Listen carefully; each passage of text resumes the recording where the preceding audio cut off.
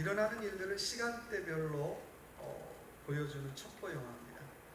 그 드라마에서 가장 인상 깊은 내용을 꼽으라고 한다면 저는 다른 게 인상 깊은 게 아니라 시간 가는 소리예요. 보통은 째깍 가잖아요. 여기서는 쿵쾅 시간 가는 소리를 그렇게 표현했어요. 쿵쾅거리는 그 시간 가는 소리를 듣고 있으면 마치 내 심장이 멎는 것 같아요. 와, 다음에 무슨 일이 일어날까? 실제로 내용도 보면 계속해서 반전의 연속이에요. 우리가 지난번 욥기 2장을 가지고 고난 앞에서 물어야 될 세 가지 질문으로 첫 번째 은혜의 시간을 나누었습니다. 오늘은 그 두 번째 은혜의 시간을 같이 나누기를 원해요. 오늘 저와 여러분이 읽은 이 욥기 1장의 말씀은 욥의 24hour를 기록하고 있어요. 욥이 하루 동안 겪은 엄청난 일, 마치 드라마 같은 쿵쾅 거리는 그런 엄청난 일을 오늘 기록하고 있습니다. 3절의 시작을 이렇게 시작합니다. 욥이 가지고 있는 재산을 소개해요. 한번 볼까요? 같이 읽어볼까요? 그의 소유물은 양이 7,000마리요 낙타가 3,000마리요 소가 500결이요 암나귀가 500마리며 종도 많이 있었으니 이 사람은 동방 사람 중에 가장 훌륭한 자라. 옛날 성경에는 이렇게 표현하고 있어요. 동방 사람 중에 어떻게 해요? 가장 큰 부자라고 얘기하고 있어요. 세상에 부자인데 훌륭하기까지 해요. 잘 사는데 인격적으로 괜찮아요. 잘 사는데 사람까지 좋아요. 이건 뭐 금상첨화죠. 요즘 말로 말한다면 양과 소의 숫자만 보면 쉽게 얘기하면 우유회사 CEO예요. 또 소를 보면 정육회사 CEO예요. 또 약대는 짐 옮기는 데 사용하잖아요. 6월의 CEO예요. 욥은 한마디로 말하면 글로벌 CEO예요. 그런 회장님인 욥의 24hour 어떻게 시작하고 있습니까? 4절에 보니까 시작을 이렇게 시작합니다. 그의 아들이 자기 생일에 각각 자기 집에서 잔치를 베풀고 그의 누이 3명도 청하여 함께 먹고 마시더라 라고 시작을 해요. 자, 옛날 성경에 보니까 사자가 와서 고하되라고 저기 몇 절이죠? 죄송합니다. 14절 사환이 욥에게 와서 아뢰되 소는 밭을 갈고 나귀는 그 곁에서 풀을 먹는데 라고 얘기하고 있어요. 사환이 욥에게 와서 고하되라고 시작을 해요. 요즘 말로 말하면 비서가 와서 보고를 하죠. 혹시라도 이런 보고 기다리지 않았을까요? 아유, 사장님, 회장님, 지금 주택 경기가 너무 좋아서요. 6월이 너무나 많이 렌트되고 있습니다. 우리 회사 주식이 정말 계속해서 상한가를 치고 있습니다. 조금만 더 있으면 우리 회사 대박 날 것 같습니다. 라는 그런 기대를 했는지 몰라요. 그런데요, 이런 욥의 기대를 철저히 깨버리는 단어가 하나가 있어요. 15절의 말씀 볼까요? 스바 사람이 같이 읽어볼까요? 갑자기 이르러 그것들을 빼앗고 칼로 종들을 죽였나이다. 나만 홀로 피하였으므로 주인께 아뢰어 왔나이다. 갑자기 sudden이라고 하는 단어가 등장을 하고 있어요. 우리도 저와 여러분의 인생에 이런 기대 있죠. 좀 이번 주에 비가 많이 와가지고요, 교회가 그냥 사방에다 물이 새요. 우리 교회 비도 좀 안 새고 좀 건물도 괜찮고 이런 기대 다 있잖아요. 저만 그런 기대 있나요? 여러분도 그런 기대 있잖아요. 우리 사업장 괜찮아질 것 같아요. 코로나 금방 지날 것 같아요. 우리 직장도 괜찮아질 것 같아요. 우리 가정도 괜찮아질 것 같아요 라고 하는 기대를 갖고 사는데 갑자기라고 하는 단어가 등장해서 모든 것을 엉망으로 만들어 버리고 있다는 거예요. 갑자기라고 하는 단어로 시작된 욥의 24hour는 16절 이하에 보니까 이렇게 시작을 해요. 아직 말할 때 또 한 사람이라고 시작을 해요. 갑자기 욥의 일상이 다 흐트러졌는데 또 한 사람이 비서와서 보고를 하는데 자식들이 다 죽었습니다 라는 내용으로 끝을 냈죠. 여러분, 얼마나 기가 막힌 일이에요. 기도도 막힐 일이죠. 1장에 나오는, 또 2장에 나오는 욥의 24hour를 보면 이런 거예요. 우리 회장님 쫄딱 망했습니다. 우리 회장님 자식들도 다 죽었습니다. 여러분, 남의 일이라고 놀라지 않네요. 글로벌 CEO인 욥이 쫄딱 망하고 욥의 자식들이 다 죽었습니다. 요즘 같으면 뉴스 탑 일면 기사를 한 달 동안은 장식할 만한 내용이에요. 왜 죽었을까? 왜 망했을까? 별별 얘기 다 만들어내겠죠. 여러분, 욕과 같은 CEO가 하루아침에 망했다면 오늘 저와 여러분이 신앙생활하면서 장담할 수 있는 게 뭐가 있겠어요? 나는 괜찮을 겁니다. 우리 교회는, 우리 집은 끄떡없습니다. 아무도 장담할 수 없어요. 그래서 인생은 늘 겸손해야 한다라고 하는 것입니다. 1절의 말씀 보니까 욥처럼 신앙생활 잘하는 사람이 어디 있어요? 욥처럼 믿음생활 잘하는 사람이 어디 있어요? 욥처럼 그 정도 신앙생활 정말 본받고 싶은 그런 사람이 어디 있어요? 그런데요, 갑자기 어려움을 당해요. 갑자기 모든 것이 엉망이 됐어요. 그렇다면 이렇게 갑자기 닥친 어려움 앞에서 우리가 무엇을 물어야 될까요? 오늘 저와 여러분이 고난 앞에서 물어야 될 3가지 질문이 있습니다.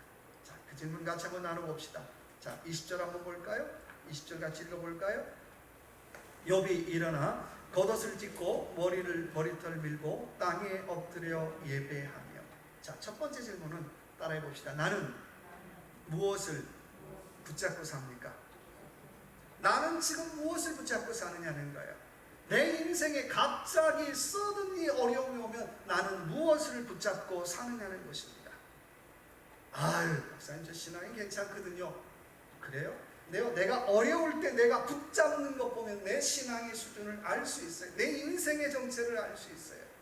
목사가 아무리 믿음이 좋아도요, 어려울 때 계속해서 사람 붙잡고 다니고 환경 붙잡고 다니면 그게 그 사람의 수준이에요. 천박하기 그지 없는 거예요. 그렇잖아요. 어려울 때 제일 바보 같은 게 뭐냐면 사람 붙잡고 안 될까요? 안 될까요? 그냥 신앙생활 왜 하는 거예요? 그렇잖아요. 왜 하나님을 믿느냐고요. 신앙인은 어려울 때 제일 먼저 붙잡아야 될 게 하나님인 줄로 믿습니다. 2019년 통계예요. 실제 통계예요. 교인들이 어려울 때 무엇을 붙잡는가라고 하는 앙케이트를 조사했어요. 놀랍게도 3명은 어디를 찾아가는지 아세요? 무당을 찾아가요. 무당. 아니, 교회 와가지고 어려우면 어떻게 해요? 목사를 찾아가든지, 그것도 아니면 장로님 찾아가든지, 그것도 아니면 다른 걸 찾아가야 되는데, 우리 목사님은 신령하지도 않아. 우리 장로님은 아니야. 나는 차라리 어떻게 무당한테 가서 물어봐야지. 실제로 3명이 찾아간다는 거예요. 그 목사님도 회개해야 되고요. 찾아간 그분은 더 회개해야 되겠죠. 얼마나 슬픈 현실이에요. 내가 최소한 신앙인이라면 우리가 어려움 만난다면 제일 먼저 붙잡아야 될 게 뭘까요? 하나님인 줄로 믿습니다. 말씀인 줄로 믿습니다. 로마서 12장 12절의 말씀에 너희는 소망 중에 즐거워하며 환난 중에 참으며 기도에 항상 힘쓰며 라고 말씀하고 있어요. 왜 성도가 성도일까요? 성도가 성도인 이유는 어려울 때마다 말씀 붙잡을 때 성도인 거예요. 어려울 때마다 기도 붙잡으니까 성도인 거예요. 내가 목사인 이유는 목사의 신분이기 때문에 목사가 아니라 어려울 때마다 그래도 저 사람 기도하는 사람이야. 내가 장로인 이유는 어려울 때마다 말씀 붙잡기 때문에 그분이 장로인 거예요. 어려울 때마다 사람 붙잡고 어려울 때마다 환경 붙잡고 나는 아무것도 아니라고 하는 것입니다. 20절의 말씀에 보니까 욥은 겉옷을 찢고 머리를 밀며 땅에 엎드려 하나님 앞에 경배하고. 저는 이거 보면서요, 하나님도 완전한 분은 아니시구나, 하나님도 완벽한 분은 아니시구나라고 하는 걸 발견했어요. 이게 또 웬 이단이야? 그렇게 듣지 마시고요. 여러분, 지금 욥이 얼마나 기가 막혀요. 사업 쫄딱 망했어요. 자식들 다 죽었어요. 아마 저 같으면요, 하나님 앞에 따져 물었을 거예요. 내처럼 나만큼 기도한 사람이, 나만큼 신앙생활한 사람, 나만큼 믿음 있는 사람을 왜 이렇게 마음이 두십니까? 하나님 그럴 수 있습니까? 나보다 못한 사람도 많은데 왜 나만 이런 고난 당합니까? 라고 따져 물었을 것 같아요. 근데요, 욥은요, 입에 자꾸 채워요. 그리고 어떻게 해요? 머리를 밀고 옷을 찢고 무릎을 꿇고 한 걸음 한 걸음 하나님 앞에 나와요. 여러분, 그 모습 한번 상상해 보세요. 집안 다 망했어요. 자식들 다 죽었어요. 근데 그가 한 건 머리를 풀고 옷을 찢고 무릎을 꿇고 한 걸음 한 걸음 하나님 앞에 나오고 있어요. 저는 그런 욥의 모습을 생각하면 온몸이 전율이 돼요. 와, 사람이 저럴 수가 있을까? 인간이 저럴 수가 있을까? 어떻게 하면 신앙인이 저렇게 살 수 있을까? 저는 그런 욥의 모습을 보면 전율을 느끼지 않을 수 없어요. 모든 것 다 잃어버리고 하나님 앞에 따지고 화를 내고 하나님을 욕하고 그래도 분이 안 풀릴 것 같은데 거꾸로 옷을 찢고 머리를 밀고 한 걸음 한 걸음 나와 하나님 앞에 엎드려 경배하는 모습, 상상만 해도 전율을 느끼죠. 그럼 우리 하나님 어떻게 해요? 와, 하나님이 더 전율을 느꼈을 것 같아요. 욥이 나한테 따져 물어야 되는데, 욥이 나를 욕해야 되는데 거꾸로 어떻게 해요? 무릎 꿇고 한 걸음 한 걸음 나오는 모습, 아마 하나님은 거룩한 충격을 받았을 것 같아요. 왜 그랬을까요? 욥은요, 하나님의 아킬레스건이 무엇인가를 정확히 알았던 사람, 하나님의 약점이 무언가를 정확히 알았던 사람이에요. 우리도 삶에서 갑자기 어려움 당하죠. 그때 저와 여러분이 할 수 있는 일이라면 하나님의 아킬레스건을 붙잡으시길 주님의 이름으로 축원합니다. 왜 나만 당하는 고난이냐고, 왜 우리 집만 당하는 고난이냐고, 왜 우리 교회만 당하는 어려움이냐고 따져 묻지 말라는 거예요. 오히려요, 하나님 앞에 무릎 꿇고 눈물로 한 걸음 한 걸음 나아가보시는 거예요. 하나님은 고난 앞에 눈물의 기도에 약해요. 하나님은 눈물의 예배에 약해요. 하나님은 눈물로 무릎 꿇고 나오는 그 모습에 하나님은 약하시더라고요. 에베소 5장 15절 18절 말씀 보니까 너희는 세월을 아끼라 때가 악하니라 라고 말씀하고 있어요. 저와 여러분이 살아가는 시대는 영적으로 참 악한 시대를 살아가고 있어요. 이런 악한 시대에 마귀의 유일한 관심사가 있다면 우리의 영적인 타이밍을 뺏는 일에 관심이 많아요. 우리가 은혜 받는 타이밍, 기도할 만한 타이밍, 하나님의 복을 받을 만한 그 타이밍을 어떻게 싹 뺏는다는 거예요. 가만히 있다가 은혜 받으면 안 되는데 뭔가 문제를 만들어요.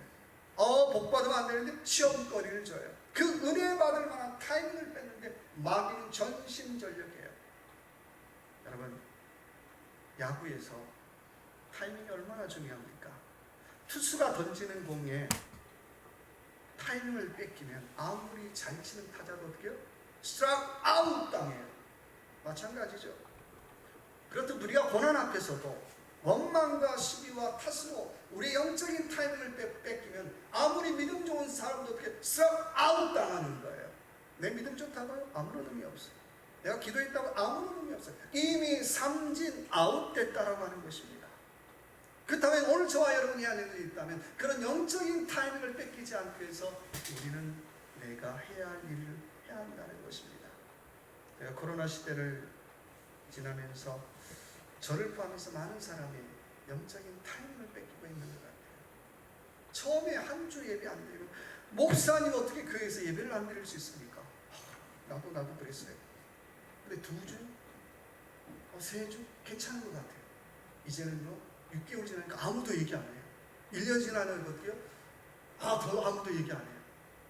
오히려 얘기하는 사람이 에이 목사님 지금 얼마나 변종까지 있는데 지금 이런 시대에 제가 그런 얘기를 들으면서 야, 저를 포함해서 영적으로 참 게을러졌구나, 나태해졌구나. 제가 제 스스로 네가 그러고도 목사야? 네가 그러고도 목사야? 그런 질문해요. 영적인 타이밍들을 수없이 많이 뺏기고 있더라는 거예요. 다윗은 시편 57편 8절에 이렇게 고백합니다.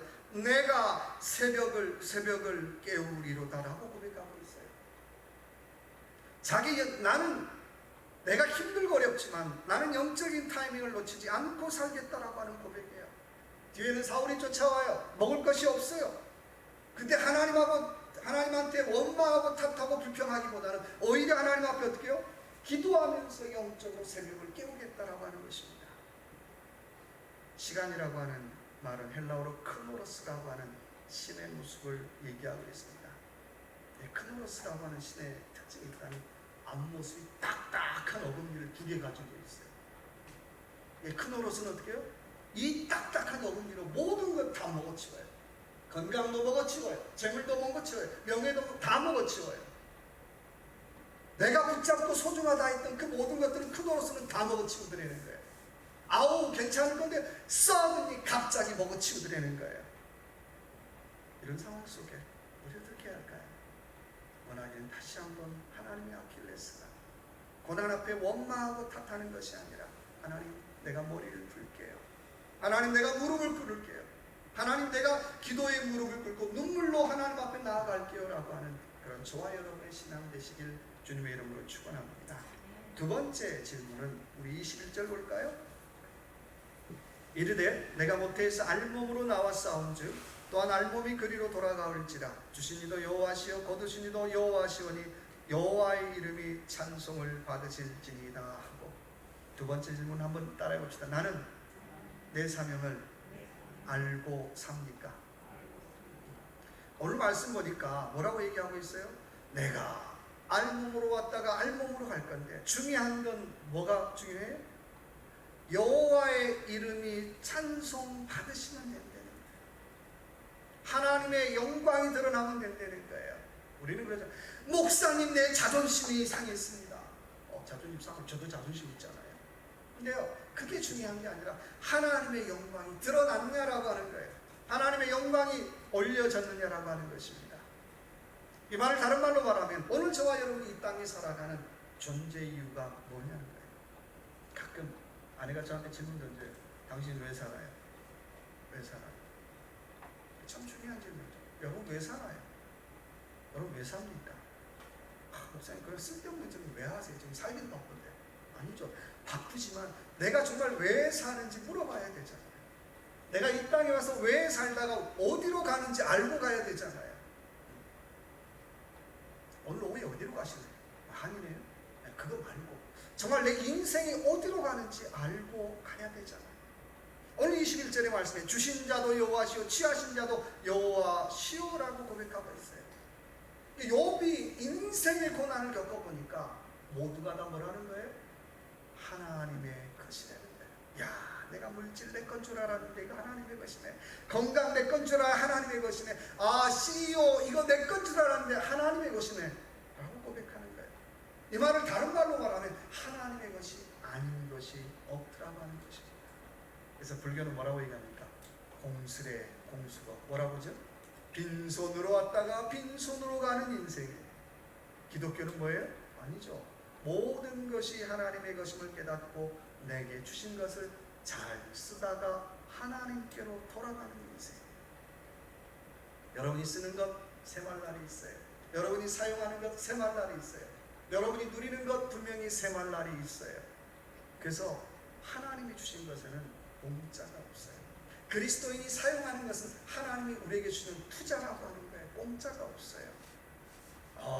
그럼 내가 잘 사는 거에 대해서 책임감을 가져야 돼요. 내가 높은 지위에 있으면 그 지위에 대한 책임감을 누리라고 하는 거예요. 하나님이 저희 인생을 향한 투자라고 하는 거예요.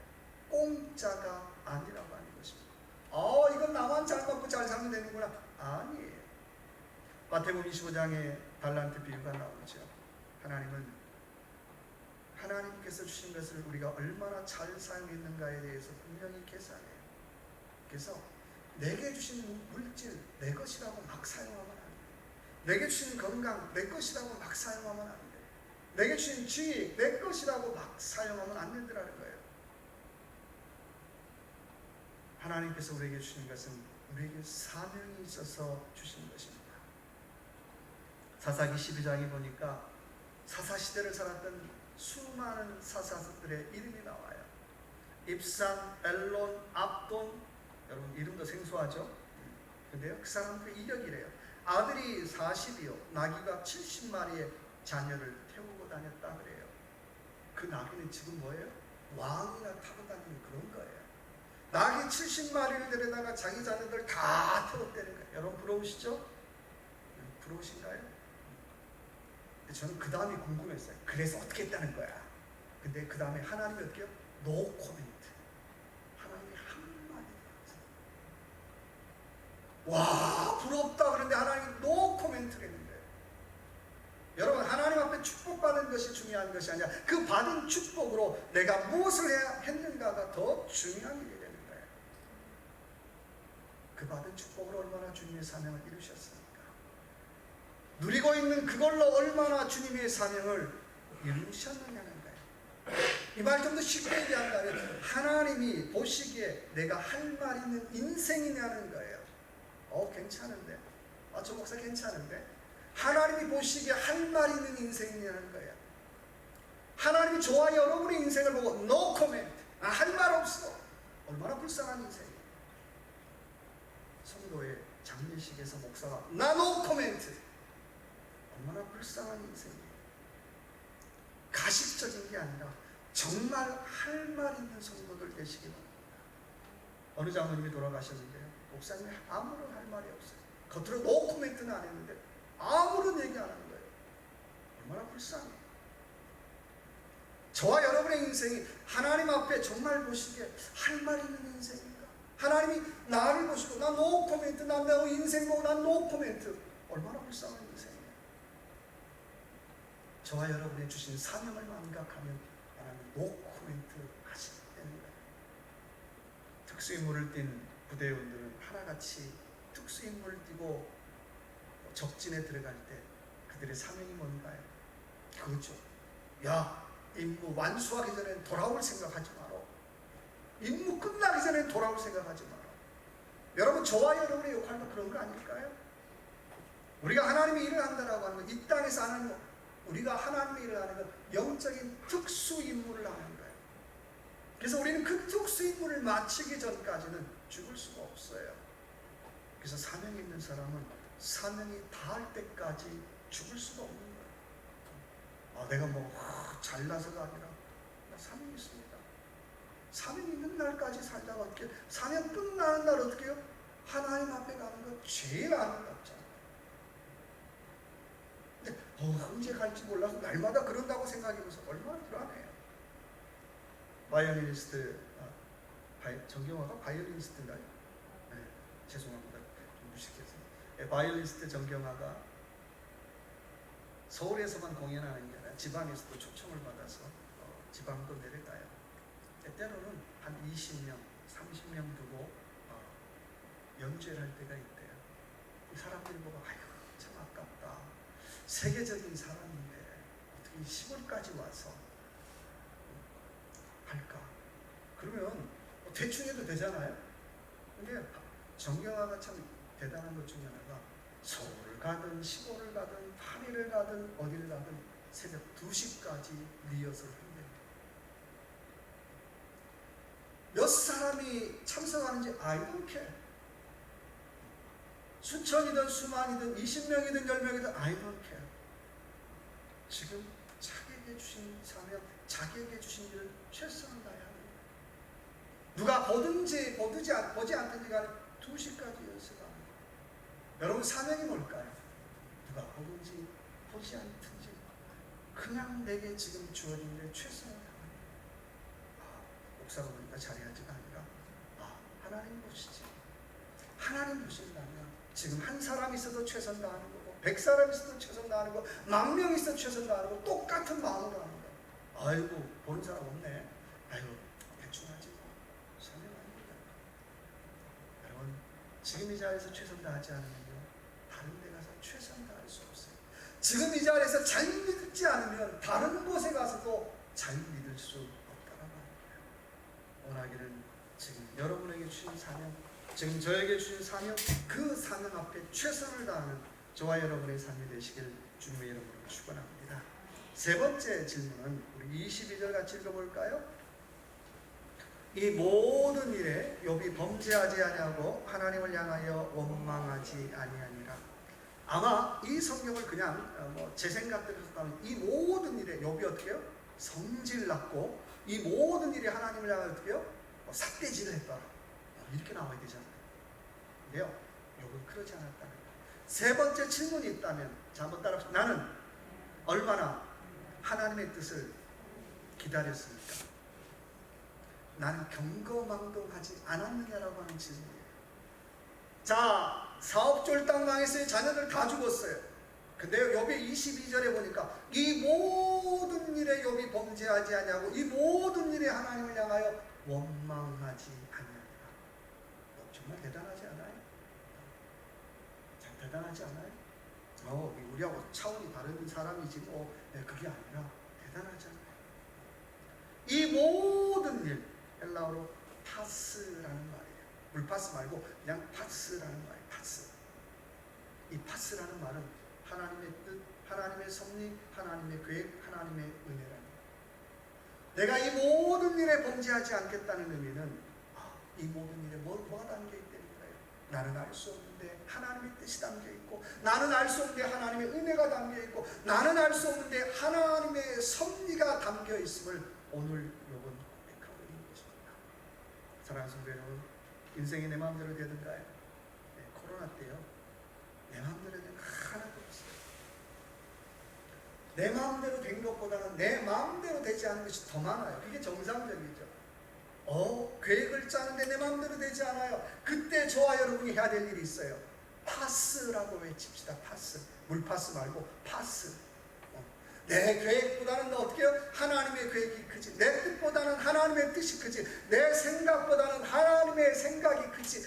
파스라고 외치라는 거예요. 예수님께서 십자가 전장에서 아버지 하나님을 향해 뭐라고 얘기합니까? 내 뜻대로 마옵시고 어떻게 해요? 아버지 뜻대로 하옵소서. 파스. 내 뜻대로 마옵시고 아버지 뜻대로 하옵소서. 내 생각은 내가 여기서 사는 거지만 아버지 죽는 것이 아버지의 뜻이라는 그 뜻대로 하옵소서. 파스. 여러분, 신앙이 뭘까요? 파스. 하나님의 뜻이 이루어질 때까지 기다리는 거예요. 파스. 하나님의 시간이 될 때까지 기다리는 거예요. 파스. 하나님의 은혜가 임할 때까지 기다리는 게 신앙인 줄로 믿습니다. 보통 비행기 조종사들이 비행할 때 두 가지 방법으로 비행한대요. 첫째는 계기 방식, 두 번째는 시계 비행 방식. 계기 비행 방식은 그런 거예요. 비행기가 활주로에 쫙 이륙하면 그때부터는 이게 관제소의 지시에 따라서 어떻게 해요? 기계를 짜라락 작동하는 거예요. 그리고 어떻게 해요? 그러면 자동 항법 장치를 통해서 목적지까지 슉 날아가요. 근데 시계 비행은 내가 봐야 돼요. 내 눈으로 보고 내 경험으로 확인하고 어떻게 해요? 그거에 의존해서 비행하는 거예요. 여러분, 어느 쪽이 더 안전할 것 같아요? 80에서 90%의 비행사들은 전부 다 계기 비행한대요. 관제소에 따라서 어떻게 쫙 맞추고 어떻게 고도를 맞추고 슉 그냥 가는 거예요. 별로 신경 쓸 일이 없어요. 근데 10%의 아마추어 비행사들은 이거 좀 낮은 것 같아, 더 올려. 내린 거 어려운 거 저 높은 것 같아, 더 내려. 이거 위험한데? 더 올려. 자기 마음대로 움직여. 여러분, 누가 더 사고 많이 날까요? 아마추어 비행사들이 사고를 많이 나요. 어려움에 빠져도 쉽게 도움 요청하지 않더라는 거예요. 내 눈으로 보는 것만 믿어요. 내가 경험하는 것만 어떻게 해요? 믿고 운전하더라는 거예요. 그리고 어떻게 좀 높은 것 같은데 너무 높은 것 같은데 낮추다가 그냥 바위에 산에 부딪혀 추락을 하고 말더라는 것입니다. 여러분, 영적인 것도 마찬가지예요. 내가 내 뜻만 고집하고 내 경험만을 고집하면 영적으로 우리는 어떻게 날마다 인생의 문제의 바위산에 부딪혀 추락할 수밖에 없어요. 그러나 잘 보이지 않아도요, 내가 잘 알지 못해도 그래도 하나님의 뜻이 있지, 하나님의 은혜가 있지, 하나님의 계획이 있지라고 하는 그런 파스, 하나님의 뜻에 맡기기만 한다면 내 인생은 날아가기 시작하더라는 거예요. 내 인생은 목적지를 향하여 안전하게 날아가기 시작하더라는 거예요. 제가 감사원금 봉투를 볼 때마다 제 개인적으로 그런 은혜를 받아요. 이분이 감사원금을 하는 게 얼마나 어려울까, 얼마나 힘들까. 봉투의 무게가 아니라요, 그분의 삶의 무게가 느껴질 때가 있어요. 근데 그렇게 어려운데 감사원금을 한다는 거, 파스. 하나님 계획 믿겠습니다. 하나님 인도하심 믿겠습니다. 오늘도 내게 내려주신 하나님의 은혜를 내가 믿겠습니다라고 하는 고백을 그 봉투 속에서 내가 발견을 해요. 저는 그 봉투를 볼 때마다 제가 은혜를 받아요. 여러분, 이 하루, 이 한 주간 내 생각, 내 경험 내려놓고 다시 한번 하나님의 파스, 하나님의 은혜에 내 인생을 세우고, 하나님의 은혜 위에 우리 가정을 세우고, 하나님의 은혜 위에 저와 여러분의 교회를 세워서 이 한 주간도 고난 속에서도 원망, 탓, 비난이 아니라 은혜의 하늘을 날아가는 그런 저와 여러분의 삶이 되시길 주님의 이름으로 축원합니다. 같이 한번 기도합시다. 기도할 때 하나님 나는 무엇을 붙잡고 살겠습니까? 하나님 나는 내 사명을 알고 삽니까? 하나님 나는 얼마나 하나님의 뜻을